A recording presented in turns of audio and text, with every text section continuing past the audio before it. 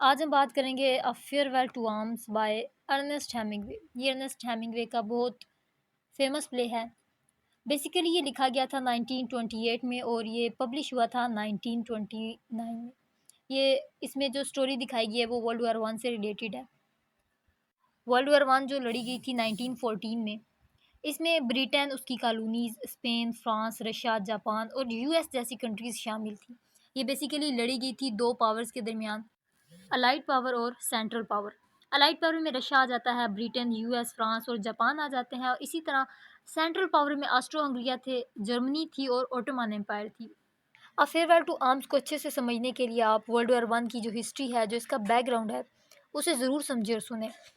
मैंने इससे पहले एक वीडियो बनाई थी वर्ल्ड वॉर वन पे, मैं आप सबको रेकमेंड करती हूँ कि आप वो जाके लाजमी सुने।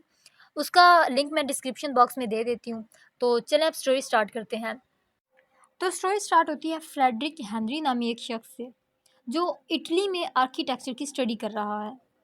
और तभी वर्ल्ड वॉर वन जो है वो स्टार्ट हो जाती है।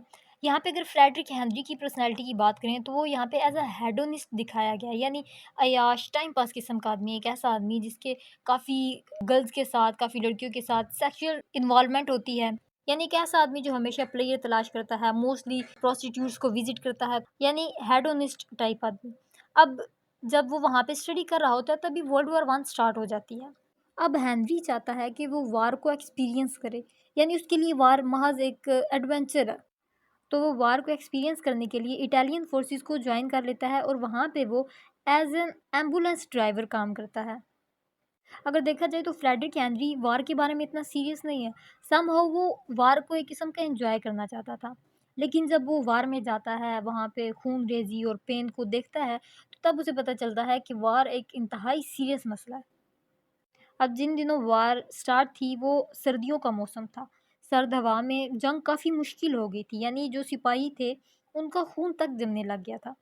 अब सर्दी की वजह से 2 माह के लिए जो वार है वो रोक दी जाती है। अब ये जो 2 माह का एक किस्म का स्टॉप आया था, इस दौरान फ्रेडरिक क्या करता है, वो अपना टाइम स्पेंड करता है मिलान और रोम में।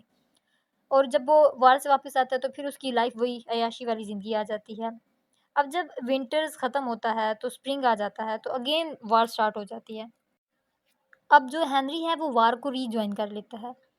यहाँ पे उसकी मुलाकात होती है कैथरीन बेर्कली नामी एक नर्स से, जो ब्रिटिश हॉस्पिटल में एक नर्स का काम करती है। अब कैथरीन की स्टोरी क्या है कि इसका जो फियांसे था वो लास्ट ईयर वॉर में मारा गया है, और कैथरीन उसकी यानी उसकी मौत के बाद काफ़ी डिप्रेस्ड रहती थी। तभी वो जब फ्रेडरिक से मिलती है तो वो अपने उस डिप्रेशन से छुटकारा चाहती है और वो सब कुछ भूलना चाहती है, यानी जो उसका फियांसे था उसको भूलना चाहती है। अब यहाँ पे वो क्या करती है, वो फ्रेडरिक को सेड्यूस करने की कोशिश करती है ताकि वो अपने फियांसे को भूल सके। अब फ्रेडरिक है वो तो वैसे ही आदी था लड़कियों का, तो कैथरीन एक किस्म का वे ऑफ प्लेयर था फ्रेडरिक के लिए। यानी अगर एक किस्म का देखा जाए तो वो दोनों एक दूसरे को यूज़ कर रहे थे। अब वार के दौरान जो फ्रेडरिक होता है, एक बॉम्ब गिरता है और फ्रेडरिक का जो घुटना है वो फ्रैक्चर हो जाता है, और उसे मजबूरन हॉस्पिटल जाना पड़ता है और उसे मिलान हॉस्पिटल भेज दिया जाता है। वहाँ उसकी मुलाकात होती है डॉक्टर वेल्टिनी से। अब यहाँ पे जो कैथरीन थी, उसका ट्रांसफ़र भी यहीं पे हो जाता है। तो जब फ्रेडरिक और वो एक दूसरे को मिलते हैं तो वो काफ़ी खुश होते हैं, और यहाँ पे वो काफ़ी अच्छा टाइम गुजारते हैं एक दूसरे के साथ। यानी जो कैथरीन है वो उसकी काफ़ी देखभाल करती है और अपने फ्री टाइम फ्रेडरिक के साथ ही गुजारती है। तो यहाँ पे क्या होता है कि वो एक्चुअल में एक दूसरे से मोहब्बत करने लग पड़ते हैं। यानी पहले तो एक दूसरे को इस्तेमाल कर रहे थे, मगर यहाँ पे उनको एक दूसरे से सच्ची में मोहब्बत हो जाती है। जो फाइनली जो हेनरी है वो ठीक हो जाता है, और जो इटालियन फोर्सेस हैं वो उसे 3 हफ्ते की छुट्टियाँ देती हैं, यानी 3 हफ्ते बाद उसे मिलिट्री दोबारा से ज्वाइन करनी होती है। अब इसी दौरान जो कैथरीन है वो प्रेग्नेंट हो जाती हैं, और जो फ्रेडरिक है वो ज़्यादा वाइन पीने की वजह से दोबारा से बीमार हो जाता है और हॉस्पिटल में एडमिट हो जाता है। यहाँ पे उसे एक डॉक्टर मिलती हैं, मिस वैन कैंपिन।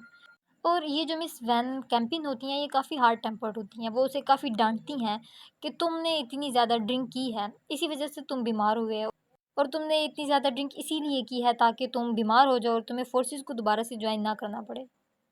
और मज़े की बात यह है कि जो मिस वैन है वो उसकी जो छुट्टियाँ होती हैं, यानी 3 हफ्ते की, वो भी ख़त्म करवा देती हैं। अब दोबारा से जो हेनरी है वो वार पर जाता है, यानी वो दोबारा से ज्वाइन करता है उसे। अब यहाँ पे इटालियन आर्मी जो है वो हार रही होती है बुरी बुरी तरह से।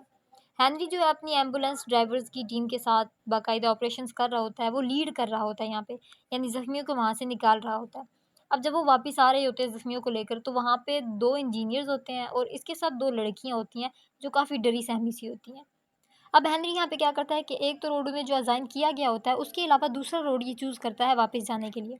रास्ते में इनकी जो गाड़ी है वो मड में फँस जाती है। यहाँ पे हेनरी उन इंजीनियर्स को बोलता है कि गाड़ी निकालो, यानी ऑर्डर देता है कि गाड़ी निकलवाओ। तो वो मना कर देते हैं, तो एक तो जो हालात चल रहे होते हैं, इटालियन आर्मी बुरी तरह से शिकस्त खा रही होती है, हेनरी काफ़ी गुस्से में होता है। हेनरी वहाँ पे एक इंजीनियर को शूट कर देता है। हेनरी उन लड़कियों को भेज देता है और खुद शहर की तरफ पैदल चलने लगता है। जब हेनरी की टीम यानी हेनरी और उसकी टीम उधर पहुँचते हैं, तो वहाँ पर एक डरा हुआ इटालियन गार्ड शूट कर देता है हेनरी के टीम मेंबर्स को। अब अभी जो हालात चल रहे हैं वो काफ़ी अजीब हालात चल रहे हैं। ये जंग थोड़ी-थोड़ी हार रहे हैं और जो सिपाही हैं वो काफ़ी ज़्यादा गुस्से में हैं।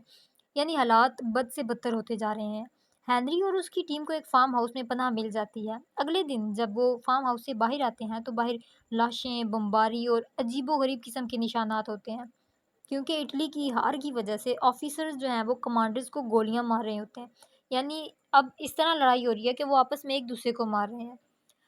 जो पुलिस है वो हेनरी को अरेस्ट कर लेती है, लेकिन वो वहाँ से भाग जाता है और मिलान की तरफ चला जाता है। वो जल्द से जल्द कैथरीन से मिलना चाहता है।